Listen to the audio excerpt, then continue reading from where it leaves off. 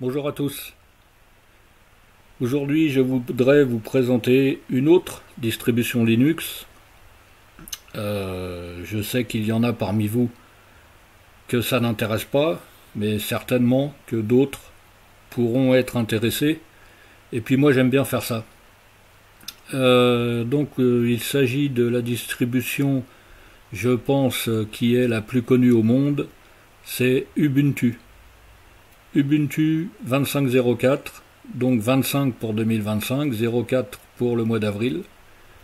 Et aujourd'hui, pour changer un petit peu, l'environnement de bureau Cinnamon, qui est aussi un très bon environnement de bureau.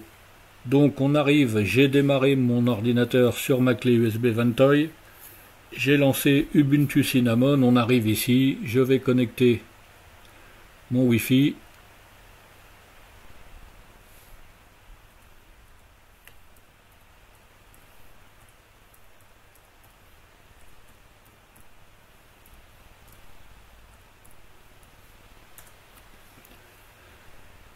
Et voilà, on est connecté.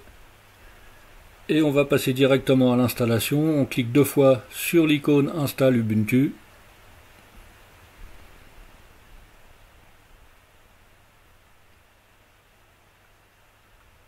On choisit sa langue. Ici, nous avons diverses options pour l'accessibilité, pour les malvoyants, les malentendants, par exemple. Donc c'est pas mon cas, j'en ai pas besoin. On choisit sa langue. On choisit son clavier, français. Ah, zut, retour. Et dans le menu déroulant ici, on choisit français AZERTY. On fait suivant. Le Wi-Fi donc est connecté. Et ici, on choisit installation interactive. On fait suivant. Est-ce qu'on veut le bureau minimal ou est-ce qu'on veut le bureau complet? Donc oui, le bureau complet c'est quand même mieux. Donc on laisse ce qui est coché, Cinnamon Desktop. Ici, on coche la case pour installer des logiciels tiers pour le matériel graphique et Wi-Fi et on télécharge des fichiers supplémentaires pour les formats multimédia. Alors ici on nous demande ce qu'on veut faire, donc on va effacer le disque comme d'habitude. Suivant. Donc ici c'est pas comme dans l'installateur Calamares, les partitions des disques n'apparaissent pas, donc pour choisir son disque c'est pas évident. Donc ce qu'on va faire, on va lancer dans Administration, on va lancer Gparted.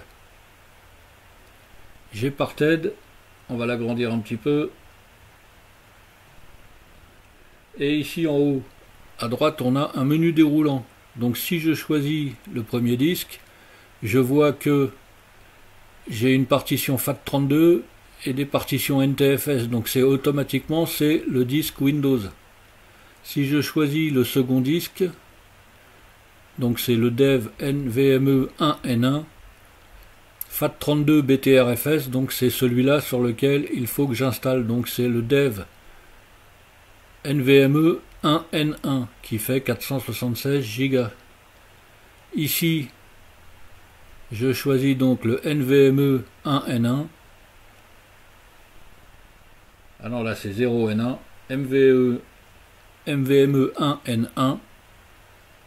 Et je fais suivant.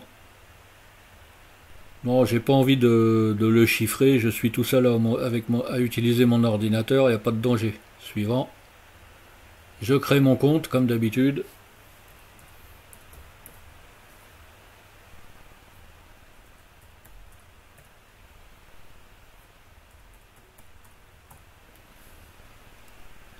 Et je décoche cette case, demander mon mot de passe pour ouvrir une session, puisque, encore une fois, je suis tout seul à utiliser l'ordinateur. Suivant. Le fuseau horaire. On clique sur...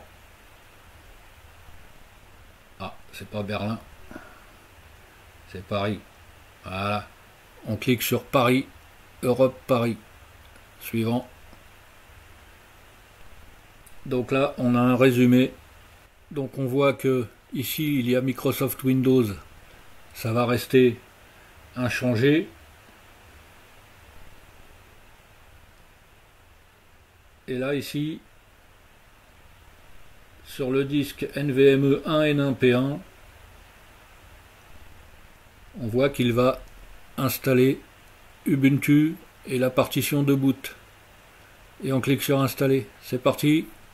Si on souhaite voir ce qu'il se passe, on peut cliquer ici et on arrive dans le terminal. Comme ça, on peut voir ce qui se passe. Si on veut revenir à la fenêtre principale, on reclique. Merci.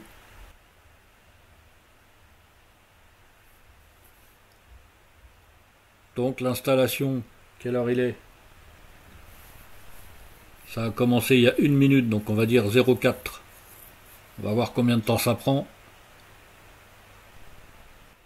Ce qui est dommage, c'est que on a des petits trucs qui bougent en bas là, mais on n'a pas de barre d'avancement, donc on ne sait pas où on en est, ni en barre d'avancement, ni en pourcentage. Donc c'est la surprise.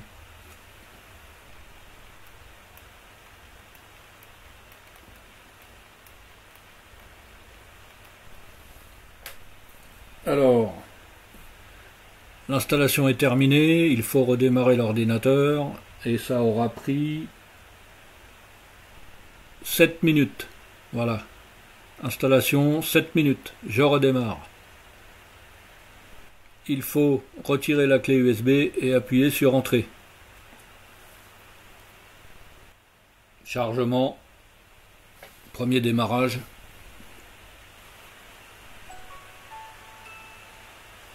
Voilà, l'ordinateur a redémarré, Ubuntu est installé, le Wi-Fi est toujours connecté, donc c'est parfait. On a cet écran qui vient d'apparaître, nous disant qu'il y a des mises à jour à faire, donc on va les faire tout de suite. Il me demande mon mot de passe, c'est normal.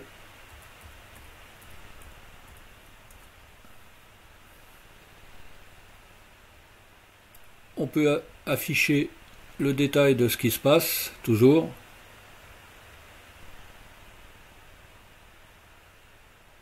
Voilà, les mises à jour sont finies. On va vérifier. Alors Nvidia est installé, vous voyez. Et dans les distributions basées sur Ubuntu, lorsqu'on installe la distribution et qu'on lui demande d'installer les pilotes supplémentaires, on a donc les pilotes Nvidia qui sont installés automatiquement. Et ici on a cette fameuse case, je ne sais pas si je vous en ai déjà parlé, où on peut choisir d'utiliser la carte graphique à la demande en fonction des applications, ou la carte graphique en permanence en mode performance mode, c'est-à-dire que ce sera toujours la carte graphique Nvidia qui sera utilisée. Alors je ne sais pas comment ça se passe pour les autres cartes graphiques, puisque moi j'ai toujours eu des Nvidia. Je pense que ça doit être sensiblement la même chose. Quitter, et quand on fait ça, il faut redémarrer à nouveau l'ordinateur. Donc c'est parti, redémarrer, on clique ici, et on clique sur redémarrer.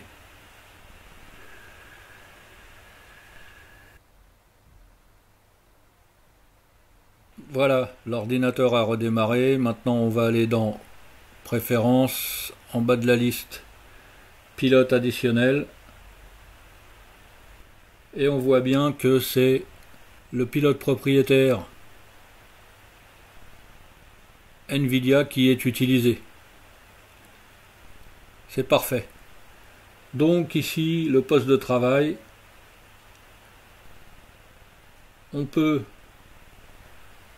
cliquer avec le bouton droit pour avoir un menu contextuel, et on peut personnaliser déjà le bureau, par exemple. La taille des icônes, si je vais plus grand, si je veux les espacer, si je veux les écarter ou les rapprocher, du bord.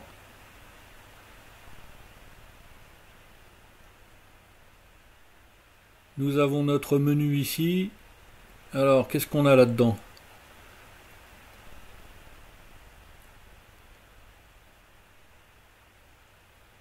On a pas mal de choses. Bureautique, on a toujours notre suite LibreOffice. Graphisme, on a l'éditeur d'images GIMP. Photo, Shotwell, visionneur d'images. Internet, on a Firefox. On a la messagerie Thunderbird. Le client de messagerie Thunderbird. Transmission, c'est pour télécharger sur les torrents. Quelques jeux. Dans son et vidéo, Brasero c'est pour graver, mais j'ai pas de graveur. Rhythmbox pour écouter la musique.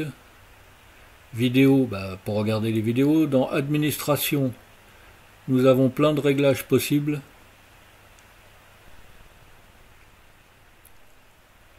Dans préférences, on peut faire beaucoup de réglages. Par exemple, les applets. Ici, on peut ajouter. Alors, supposons que je veuille ajouter sur mon bureau. Qu'est-ce que je pourrais ajouter? Une corbeille, par exemple. Je sélectionne corbeille et je fais plus. La corbeille s'est ajoutée ici sur la barre de tâches.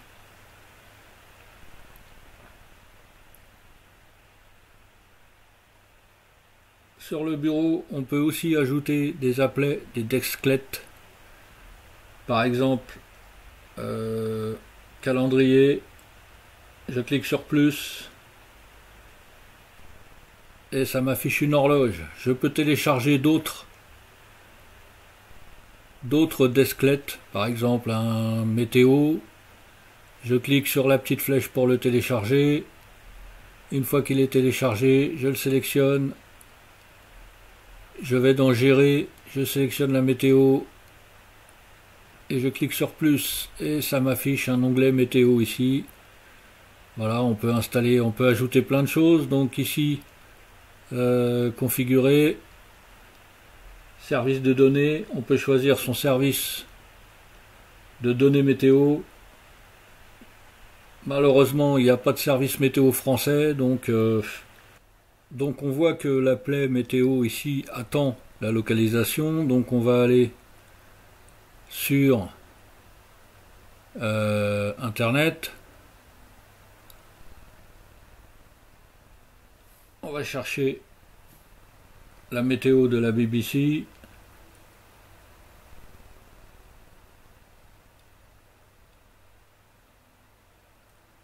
On traduit. Et on tape sa ville. Auxerre France. Voilà. Et on prend le chiffre qui est en haut dans la barre. On le copie. Et on le colle ici.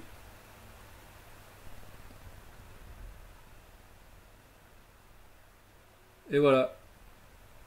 Et on voit que l'applet météo est sur Auxerre. Voilà. Donc ça c'est pour les desklettes. Après, dans les préférences, on a de nombreuses choses. L'affichage, il n'y a rien à faire. Application au démarrage, application préférée, bureau. Bureau, voilà. Bon, après c'est à vous d'explorer un peu toutes ces menus, préférences.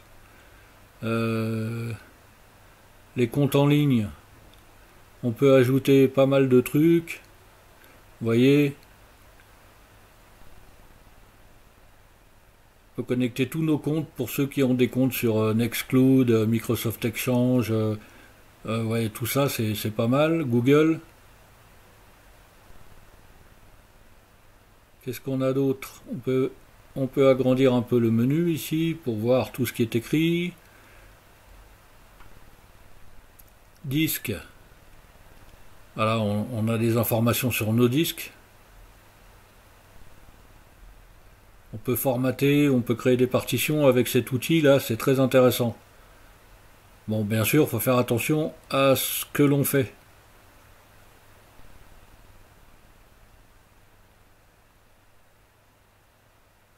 Ensuite, les effets, ça c'est pas trop. Le nombre d'espaces de travail, vous pouvez créer plusieurs espaces de travail. Pour ceux qui aiment bien utiliser des espaces de travail différents. Fond d'écran, gestion de l'alimentation. Donc, quand il est sur secteur, moi je mets jamais.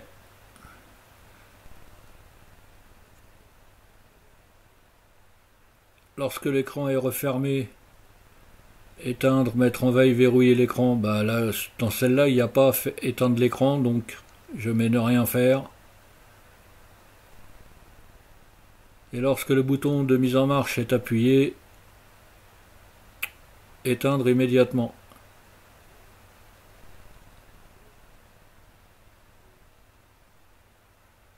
Sur batterie, réglage de la luminosité.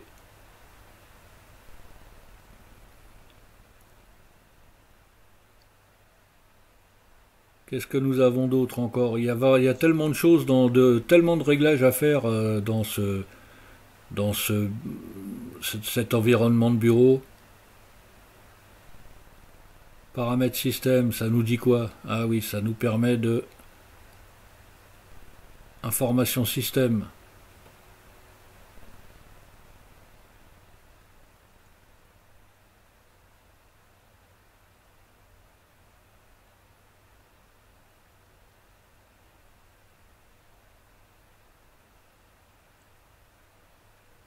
Alors, gestionnaire de mise à jour.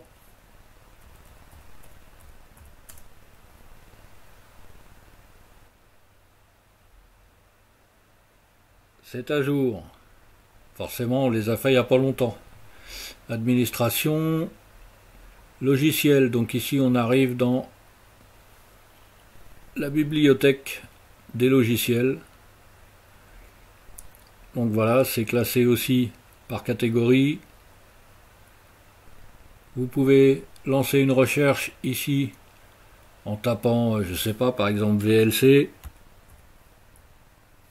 Voilà, VLC. On le sélectionne. On l'installe. L'installation se déroule, on le voit ici en haut.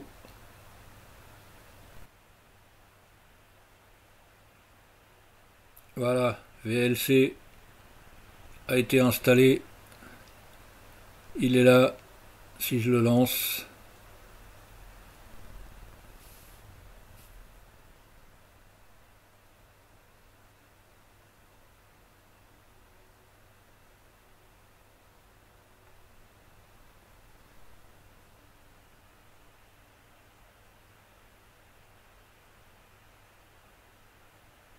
Voilà, VLC est là. Alors,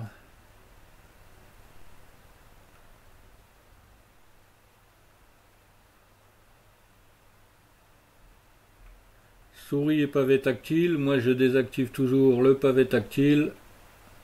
Voilà.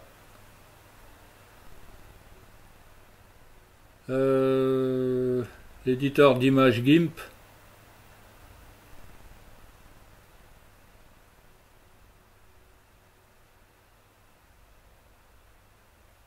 Close. Hop. Hop. Ouais. Très bon éditeur d'image. Pour ceux qui connaissent. Dans la bureautique, bah, nous avons la suite bureautique LibreOffice, normal. Si je clique dessus, voilà, on arrive, si je clique sur LibreOffice tout court, on arrive dans la page d'accueil et on choisit ici ce qu'on va faire, donc document, traitement de texte.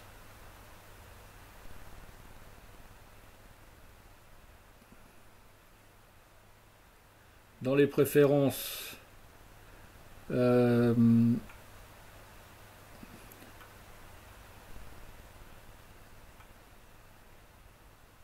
les thèmes, on peut ajouter ou supprimer des thèmes. Par exemple, celui-là, je l'ajoute. Dans les paramètres, on peut faire plusieurs réglages. Privilégier le mode sombre. Hop. Thème. Donc ici, nous avons des thèmes différents.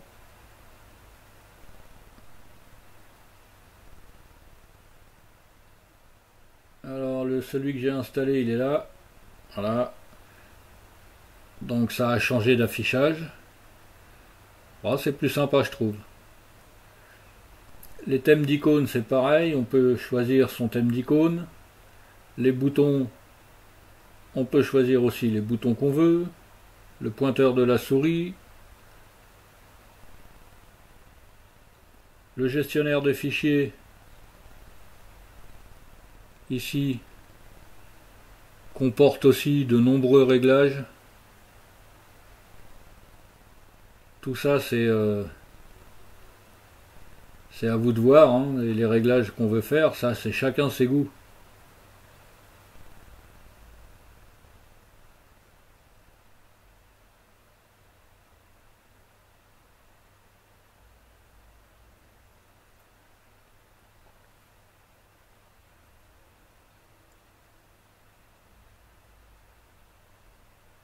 Et voilà.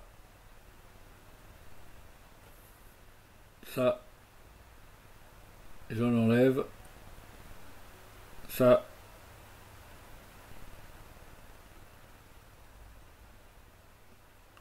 je l'enlève.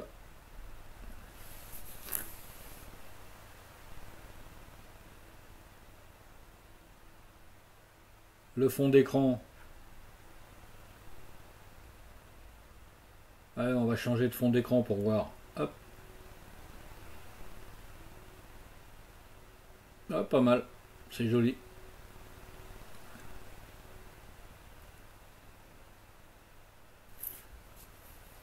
Alors là, c'est marrant, il me met que j'ai 2,3 Go d'utilisé sur 33,5.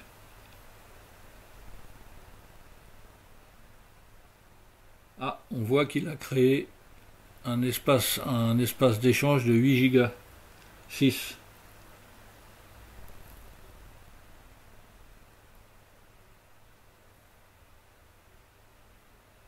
Ah, j'aime pas ce fond d'écran.